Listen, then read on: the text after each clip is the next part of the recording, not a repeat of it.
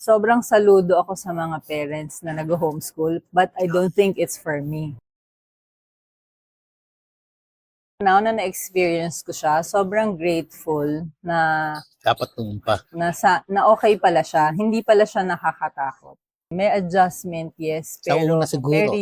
very doable naman siya. Kinonsider niyo ba before? O hindi rin talaga? Hindi talaga. Oh, dahil Parang- sa ano. Parang sa akin, sobrang saludo ako sa mga parents na nag-homeschool, but I don't think it's for me. I don't think I have yung capability Tsaka yung tiyaga. to teach at saka yung patience. So hindi naman pala ganun. Sobrang dami ng mga open resource. Hindi na siya ganun kahirap. Hindi mo na kailangan aralin yung book bago mo siya maturo.